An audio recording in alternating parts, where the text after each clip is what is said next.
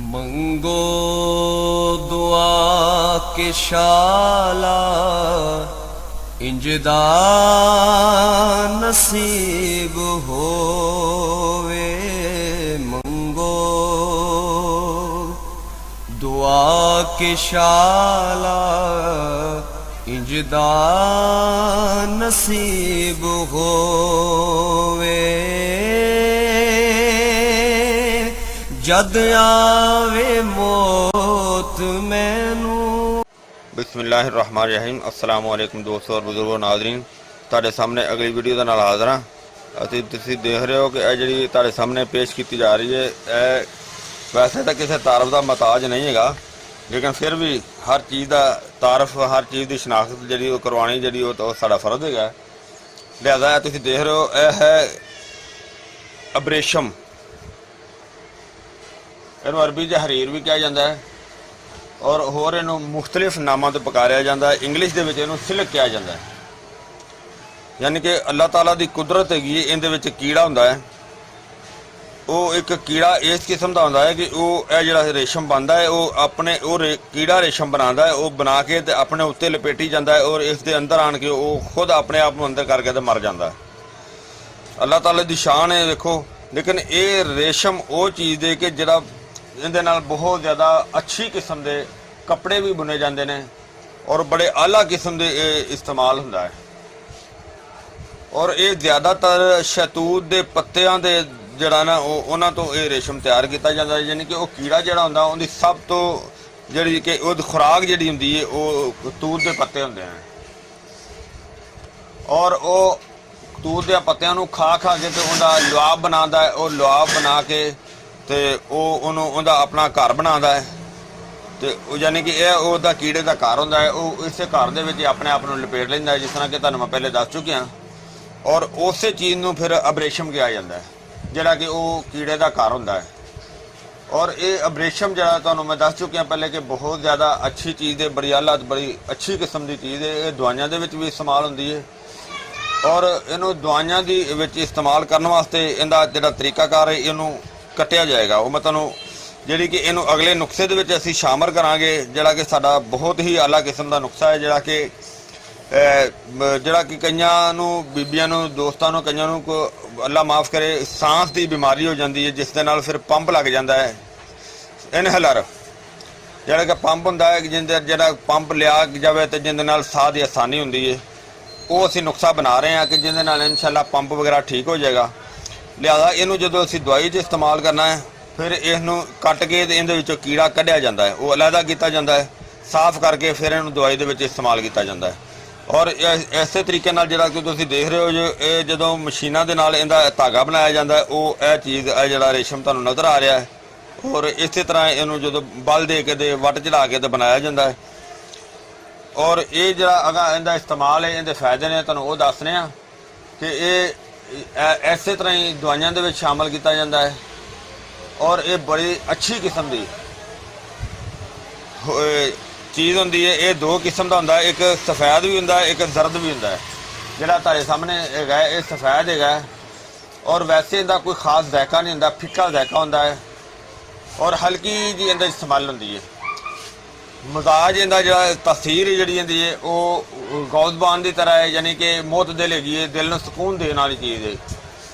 और इसका इस्तेमाल जिहड़ा है कल्ले का बहुत घट इस्तेमाल होंदा है, अगर किया भी जाए तो वो खांसी नज़रे ज़ुकाम वास्ते गलीज बलगम जिहड़ी है उहनूं वो नज़ूल करता है, यानी कि उहनूं खारिज करता है। उहदे वास्ते बड़ी ही आला किस्म की चीज़ है। अगर इनू गौज़बान लौ के सपस्तान दे नाल मिला के निशाना बना के इस्तेमाल किया जाए तो वह भी बड़ा ही अच्छा तो बड़ा आला किस्म का है और हर किस्म की खांसी वास्ते बहुत मुफीद है।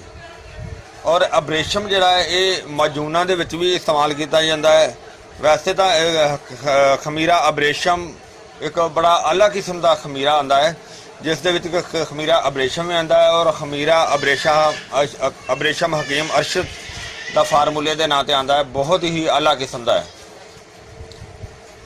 और इसनों बहुत ज़्यादा तरीक़े नाल इस्तेमाल किया जाता है ਮਜੂਨਾ ਦੇ ਵਿੱਚ ਤਾਂ ਬਹੁਤ ਜ਼ਿਆਦਾ ਇਸਤੇਮਾਲ ਕੀਤਾ ਜਾਂਦਾ ਹੈ।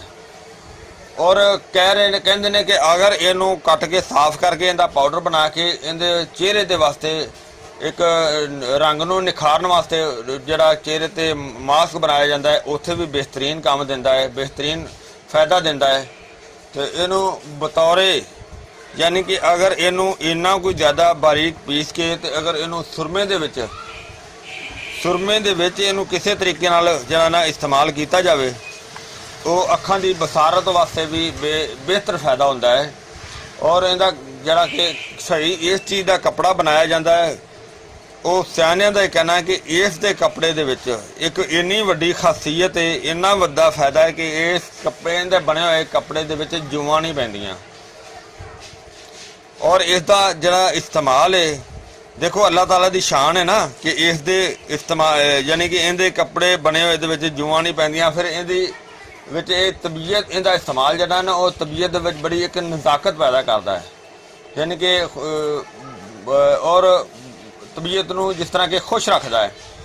ਔਰ ਇਹ ਮੈਦੇ ਵਾਸਤੇ ਵੀ ਬੜੀ ਅੱਛੀ ਤੇ ਜ਼ਬਰਦਸਤ ਚੀਜ਼ ਹੈ।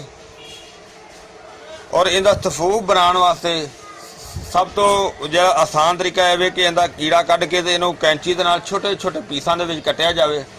ਕੱਟਣ ਤੋਂ ਬਾਅਦ ਤੇ ਫਿਰ ਇਹਨੂੰ ਹਲਕਾ ਜਿਹਾ ਬਰਾਊਨ ਕੀਤਾ ਜਾਵੇ, ਯਾਨੀ ਕਿ ਇਹਨੂੰ ਤਵੇ ਤੇ ਜਾਂ ਕਿਸੇ ਤਰੀਕੇ ਦੇ ਨਾਲ ਨਾ ਹਲਕਾ ਜਿਹਾ ਬਰਾਊਨ ਕੀਤਾ ਜਾਵੇ।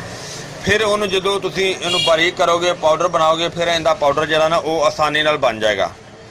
ਵਰਨਾ ਇਹਦਾ ਪਾਊਡਰ ਜਿਹੜਾ ਨਾ ਬਹੁਤ ਮੁਸ਼ਕਿਲ, ਕਿਉਂਕਿ ਦੇਖੋ ਨਜ਼ਰ ਆ ਰਿਹਾ ਨਾ ਜਿਸ ਤਰ੍ਹਾਂ ਇੱਕ ਧਾਗਾ ਨਮਾਇਆ ਹੈ ਤੇ ਧਾਗੇ ਦਾ ਪਾਊਡਰ ਕੀ ਬਣੇਗਾ, ਲੇਕਿਨ ਬਣਾਉਣ ਦਾ ਤਰੀਕਾ ਵੀ ਤਾਂ ਅੱਲਾਹ ਤਾਲਾ ਨੇ ਵੀ ਬੰਦੇ ਨੂੰ ਅਕਲ ਦਿੱਤੀ ਹੈ, ਬਣਾਉਣ ਦੇ ਤਰੀਕੇ ਵੀ ਬਹੁਤ ਜ਼ਿਆਦਾ ਹੁੰਦੇ ਨੇ। ਤੇ ਦੇਖੋ ਇਹਦੇ ਵਿੱਚ ਕੀੜੇ ਦੇ ਖੜਕਣ ਦੀ ਆਵਾਜ਼ ਵੀ ਆਉਂਦੀ ਹੈ, ਉਹ ਤੁਹਾਨੂੰ ਮੈਂ ਅਗਲੀ ਵੀਡੀਓ ਦੇ ਵਿੱਚ ਇਹਨੂੰ ਵਿੱਚੋਂ ਕੱਢ ਕੇ ਵੀ ਦਿਖਾਵਾਂਗਾ। ਜਿਹੜਾ ਕਹਿੰਦਾ ਸਾਡਾ ਸਾਰੀਆਂ ਜੜੀ ਬੂਟੀਆਂ ਦਾ ਮੁਕੰਮਲ ਨੁਸਖਾ, ਇਸ ਤੋਂ ਅਗਲੀ ਵੀਡੀਓ ਆਏਗੀ, ਉਹ ਤੁਸੀਂ ਦੇਖੋਗੇ। ਬੜੀ ਹੀ ਅੱਛੀ ਤੇ ਬੜੀ ਆਜ਼ਾ ਔਰ ਮੁਕੰਮਲ ਨੁਸਖਾ ਜੋ ਹੋਏਗਾ, ਜਿਹਦੇ ਵਿੱਚ ਇਨਹਲਰ ਪੰਪ ਜਿਹੜਾ ਸਾਹ ਵਾਲਾ ਉਹ ਇਨਸ਼ਾਅੱਲਾ ਇਸ ਦੇ ਇਸਤੇਮਾਲ ਦੇ ਨਾਲ ਖਤਮ ਹੋ ਜਾਏਗਾ, ਜਿਹੜਾ ਕਿ ਸਾਡਾ ਅੱਗੇ ਮੁਕੰਮਲ ਨੁਸਖਾ ਆ ਰਿਹਾ ਹੈ। ਜਿਹੜੀ ਤੁਹਾਨੂੰ ਇਸ ਦੀ ਇਨਫੋਰਮੇਸ਼ਨ ਦਿੱਤੀ, ਉਮੀਦ ਹੈ ਇਨਸ਼ਾਅੱਲਾ ਇਹ ਤੁਹਾਨੂੰ ਵੀਡੀਓ ਅੱਛੀ ਲੱਗੀ ਹੋਵੇਗੀ। ਇਹਨੂੰ ਤੁਸੀਂ ਲਾਈਕ ਕਰਿਓ, ਸ਼ੇਅਰ ਕਰਿਓ, ਸਬਸਕ੍ਰਾਈਬ ਕਰਨਾ ਬਿਲਕੁਲ ਨਹੀਂ ਭੁੱਲਣਾ। ਇਨਸ਼ਾਅੱਲਾ ਅਗਲੀ ਵੀਡੀਓ ਨਾਲ ਫਿਰ ਮਿਲਾਂਗੇ। ਇਜਾਜ਼ਤ, ਅੱਲਾਹ ਹਾਫਿਜ਼, अस्सलामु अलैकुम वरहमतुल्लाहि वबरकातुहू। गए बतेरे सरकार नु कवांगे, गम हो गए बतेरे सरकार नु कवांगे। दर्दा दर्दा दर्दान पाएगे रे, दर्दान पाएगे।